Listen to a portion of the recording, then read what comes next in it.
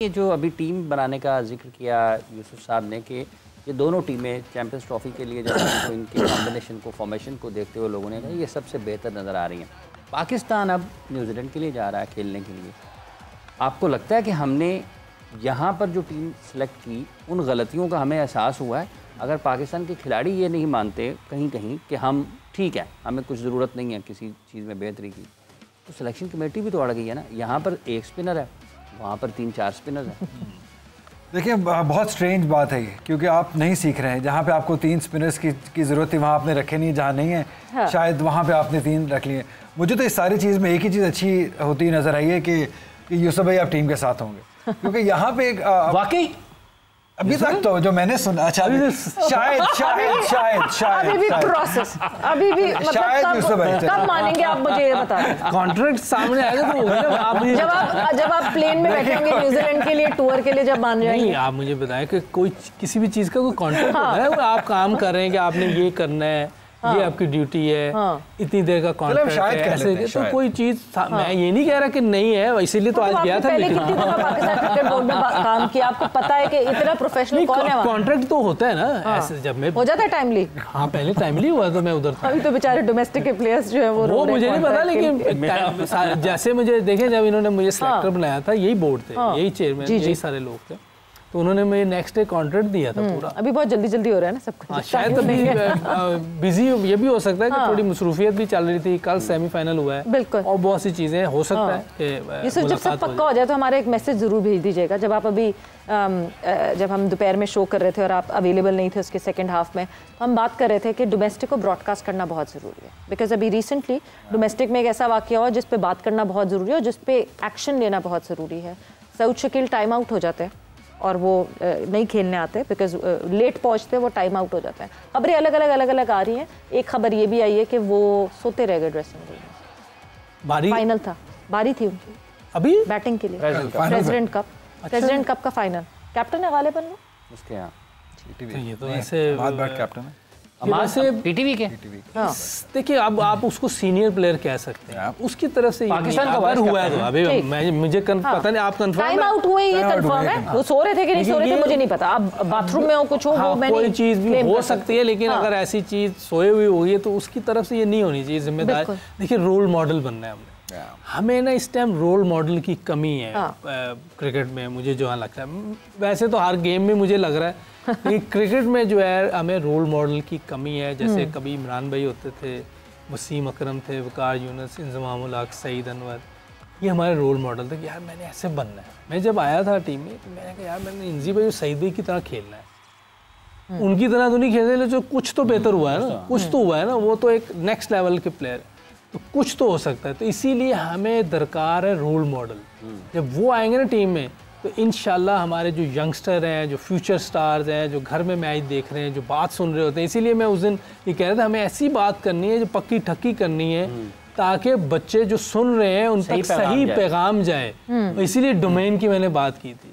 तो डोमेन जिसकी जो है उसमें हम रह के बात करेंगे ना तो इंशाल्लाह एक दूसरे की बात को रिस्पेक्ट भी करेंगे। क्योंकि जैसे अब अली है, अली बहुत अच्छी बात कर रहे हैं ना टीवी में बैठ के कमेंट्री में, तो मुझे इसकी बात सुननी है, रिस्पेक्ट करनी है कि यार ये बात अच्छी कर रहा है। इसी तरह आप बात कर रहे हैं, सवेरा बात कर रहे हैं, हमें एक दूसरे की रिस्पेक्ट करेंगे तो इंशाल्लाह ये चीज़ें बेहतर होती जाएंगी, हमें रोल मॉडल मिलना शुरू। अच्छा, आपने 2 बल्लेबाजों का जिक्र किया, इंजमाम उल हक और सईद अनवर। उससे पहले मैं क्लैरिटी थोड़ी सी, बिकॉज मैं अपडेट उस पर थोड़ी सी पढ़ रही थी, बिकॉज हम एक बात कर रहे हैं, आपने कहा सही बात करनी चाहिए, सऊद शकील की सिचुएशन पूरी ये हुई थी। स्टेट बैंक से खेल रहे हैं और पीटीवी के अगेंस्ट खेल रहे हैं। सो अम्माद भट्ट ने अपील की, 3 मिनट का टाइम फ्रेम होता है और पहली बॉल पे जो है वो उमर अमीन आउट होते हैं, फिर फवाद आलम दूसरी बॉल पे आउट हो जाता है और हैट्रिक चांस होता है जिस पे वो अभी तक तैयार नहीं होते, ही wasn't padded up और वो टाइमली पहुंचते नहीं है, जिस पे अम्माद भट्ट ने अपील की और अंपायर ने वो अपील मान ली। 2 गेंदों पर 2 आउट हुए थे ना, 2 गेंदों पे ऊपर तले 2 हैट्रिक ही हो गई फिर। हैट्रिक भी हो गई, 3 बॉलों पे 4 आउट हुए, हैट्रिक भी हुई है। तो may be one of the reasons ये भी हो सकती है कि ऑब्वियसली एक जो जिसने आना था 1 डाउन या 2 डाउन आना था उसने बेसिकली, तो वो तैयार नहीं होगा, ऐसे भी हो सकता है। जो भी है, लेकिन आपको रेडी रहना चाहिए क्योंकि आजकल ये रूल है। तो आपको एज ए सीनियर प्लेयर और पाकिस्तान की तरफ से खेल रहे लोग देख रहे होते हैं, जो पाकिस्तान से खेल रहे होते हैं जिनको लोग देख रहे हैं, तो वो उनको भी देखते हैं कि ये क्या कर रहे हैं। तो इससे एक तो बुरा इम्पैक्ट भी जाता है, फ्यूचर स्टार्स पे, दूसरों पे।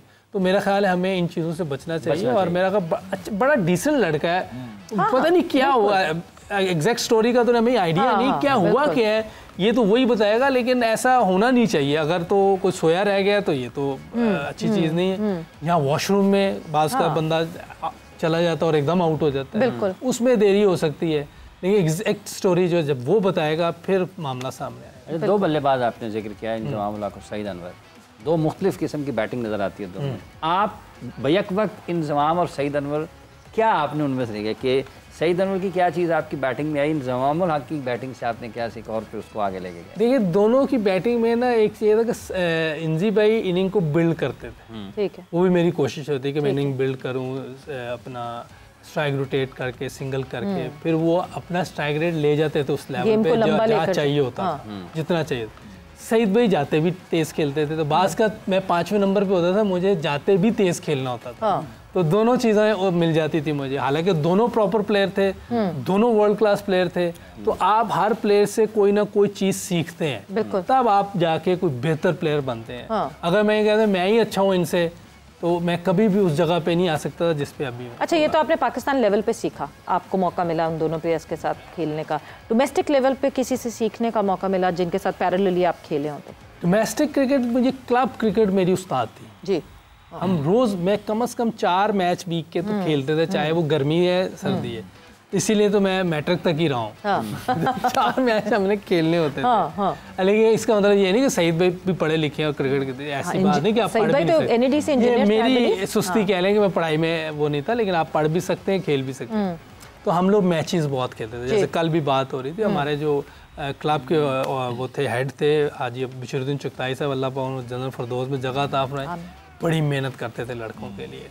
अब मैं तो अब बैट भी नहीं खरीद सकता था, किट भी नहीं खरीद सकता था, मेरे लिए भी उन्होंने चीज़ें की, मुझे उन्होंने बूट लेके दिए, किट लेके दिए, मुझे खिलाते थे मैच। इतने मैच खिलाए हैं कि इंसान खुद ही कोच बन जाता है, उसे पता चल जाता है कि यार, जैसे मैं तो शुरू में स्पिन नहीं खेली थी, मैं ओपनर था, तो मुझे ये उन्होंने बताया कि तुम ना अब जैसे जैसे खेलो, अब तुम्हें जहाँ मौका मिले ना, तुम पिछले नंबर पे आना शुरू कर। अच्छा, एज ओपनर नहीं खेलो? हाँ, मैंने कॉलेज में फिर नंबर 4 पे खेला हूँ। पहले साल मैं ओपनर था, तो मैं कप्तान बना, तो मैंने अपना नंबर 4 कर लिया, तो वहाँ मुझे स्पिन ज्यादा खेलनी मिली, तो मैंने वहाँ सीखा। मुझे स्वीप शॉट नहीं आती थी, मैंने स्वीप मारना सीखी। मुझे रिवर्स नहीं आती थी, मैंने वो मारना सीखी। यूसुफ, लोग तो जनरली कहते हैं बड़ा खिलाड़ी बनना है तो ओपन करो, ओपन ऊपर जितने नंबर पे खेलोगे, फिर क्यों? कोई उन्होंने कोई चीज ऑब्जर्व की थी आप में जो स्पिन नहीं खेलनी आती थी? अब स्पिनर के लिए मुझे उन्होंने कहा स्पिन भी खेलो। अच्छा। अब मुझे एज ये हुआ कि जब मैं इंटरनेशनल टीम में आया, मैं फास्ट बॉलिंग भी ठीक खेल लेता था, क्योंकि ओपन कर रहे थे शुरू में, और फिर स्पिन भी मैं बेहतर खेल लेता था। सईद अनवर का आप मिसाल ले लें, वो मिडिल ऑर्डर थे, उनको जब ओपनर बनाया, तो जब ओपन उन्होंने सही करना शुरू कर दिया, स्पिनर जब आते उनको तो बहुत फेंटी लगाते थे, ठीक ठाक स्पिनर से बॉल ही नहीं होती थी उनके, पता था ना उनको, स्पिन खेलनी, स्वीप हर जगह मार लेते थे। आप फील्डर अंदर करें, वो बाहर मार लेते थे, बाहर करते थे, अंदर मार लेते थे। अब ये जो मैंने आपसे डोमेस्टिक की बात पूछी थी, अभी हम दोपहर वाले शो में जो है आपकी अनअवेलेबिलिटी में ये बात कर रहे थे, अली ने एक बहुत इंपॉर्टेंट चीज़ पिन पॉइंट की, हमारे डोमेस्टिक का एक और मसला ये कि जो हमारी जो सीनियर लॉट थी उनको बेटर अपॉर्चुनिटीज़ मिली, वो यूएस क्रिकेट चले गए। हमारे जो जितने सीनियर लड़के, आप समी असलम की बात कर लें, आप हमाद आज़म की बात कर लें, देयर मैनी नेम्स जो कि यूएस क्रिकेट चले गए। अब जो इस वक्त लड़के खेल रहे हैं ना, वो मेजॉरिटी में एक ही एज ग्रुप के लड़के हैं, आपस में खेले जा रहे हैं, अच्छा कर रहे हैं, बुरा कर रहे हैं, कोई ऐसा नहीं है कि जिसके साथ खेल खेल के इम्प्रूव करेंगे और अच्छा सीखेंगे। इस प्रॉब्लम को कैसे सेटल किया? इसको देखिए, ऐसी प्रॉब्लम को सेटल किया जा सकता है कि जो आपके पाकिस्तान के प्लेयर है ना, इनको 3 या 4 फर्स्ट क्लास के मैच लाजमी कर दें। ठीक है, या जब नहीं खेल रहे पाकिस्तान की तरफ फ्री हैं, टेस्ट क्रिकेट खेल रहे हैं तो ठीक है, वरना अगर फ्री हैं इन्हें अपनी डोमेस्टिक खेलनी चाहिए। जब बार बार ये बात होती है कि नेशनल ड्यूटी नहीं है, हाँ, तो फिर फर्स्ट क्लास लाजमी खेलना चाहिए। ठीक है, और अगर आप कहें जी मैं तो टेस्ट ही नहीं खेलता तो इसलिए मैं नहीं, उसको भी खेलने चाहिए, ताकि आपने वाइट बॉल भी तो खेलनी है ना। और उसका ये भी है कि अगर कोई टेस्ट मैच नहीं खेलता है फिर भी उसको खेलना, उसका भी फायदा है और यंगस्टर का भी फायदा है, पाकिस्तान का फायदा है।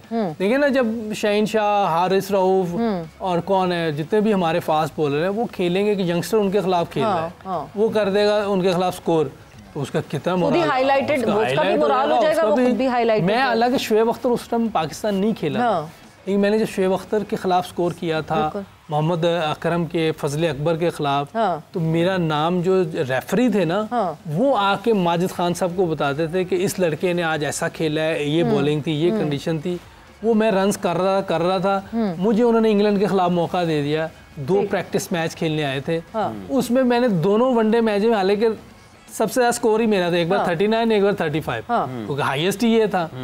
तो फिर हमारी, और अल्लाह जन्नत नसीब करे, वो जो लड़का खब्बा अख्तर सरफराज, वो फौत हो गया, उसकी और मेरी टाई थी, उसके भी रन ज़्यादा थे, मेरे भी, हम दोनों करीब उसको शारजा भेज दिया था। अच्छा, जब वो शारजा नहीं कर सके तो नेक्स्ट टूर फिर मुझे भेजा था। ओके, मैंने कहा शायद आपको भी आगे किसी ने कहा होगा इन दोनों में से जो ज्यादा रन करेगा उसको बुला लेना। वो फिर उन्होंने, माजिद भाई चूंकि मैच देखते थे, खुद भी देखते थे इधर बैठ के, वो जहाँ अभी सीईओ का रूम होता था पहले, वो रूम उनका होता था, वो भी चीफ एग्जीक्यूटिव, तो वो मैचेस जरूर देख रहे होते थे, तो वो प्लेयर को जज भी कर रहे होते थे। तो मैंने फिर उनके सामने भी 1-2 इनिंग खेली थी, तो मुझे एज मिला था, क्योंकि आपने अच्छी टीमों के खिलाफ अच्छे बॉलर्स के साथ जब कुछ किया होता है, फिर आपको कॉन्फिडेंस भी आता है और आप आगे भी लोग आपको रेफर करते हैं। तो डार्विन के टूर की कोई बात करते हैं? डार्विन जाना है अली साहब आपने?